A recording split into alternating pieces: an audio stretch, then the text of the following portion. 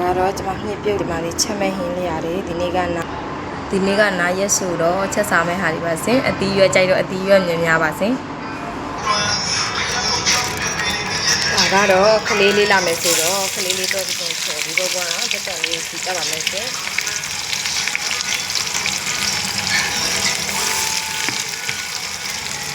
အနှစ်ငယ်များလေးနဲ့ခလေးလေးနဲ့ကျွေးမှာပေါ့နော်အဲ့ဒါနဲ့တက်တက်ငယ်များလေးထည့်တယ်ပေါ့နော်ဒီမှာကချင်းလေးနားထောင်ပြီးတော့ဟင်းလေးချက်ပါလေရှင်ဒီနေ့ကနားရဲဆိုတော့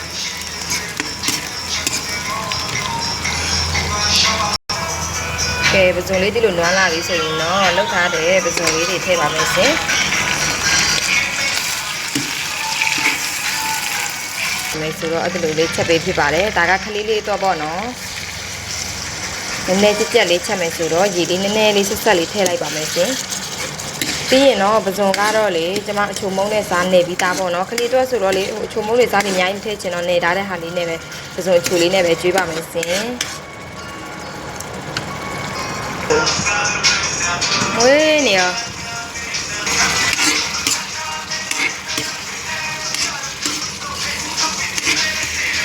ကဲပစုံကြော်လေးခလေးတော့ရပါပြီရှင်ဒါကပစုံကြော်ရတဲ့ဦးလေးဆိုတော့ငါလည်းဒါနဲ့ပဲချက်လိုက်ပါမယ်ရှင်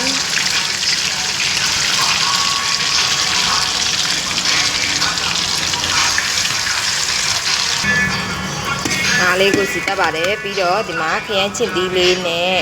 ဒီမှာဒါကပါလဲကကရစ်အဲ့ဒါလေးနဲ့ချက်ပါမယ်ရှင်ကဲဒီလိုမျိုးစီသေးပြီဆိုရင်တော့ကျမကလှုပ်ထားတဲ့ခရမ်းချစ်သီးလေးတွေထည့်ပါမယ်ရှင်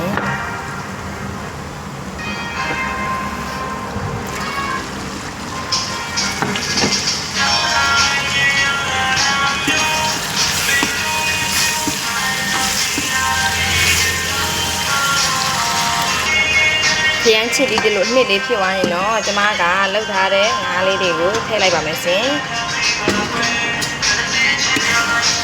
ဝေး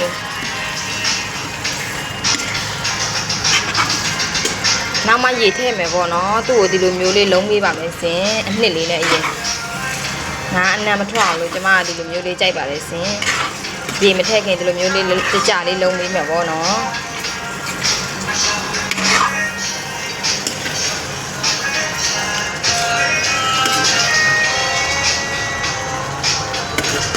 အနှစ်လေးနဲ့အဲ့လိုကြကြလုံးပြီးရင်တော့ကျမကလေအဖုံးလေးခဏအုပ်မှာပေါ့နော်ပြီးတော့အဲ့ဒီအရေရှုမှရေထည့်မယ်လို့စဉ်းစားရပါတယ်ရှင်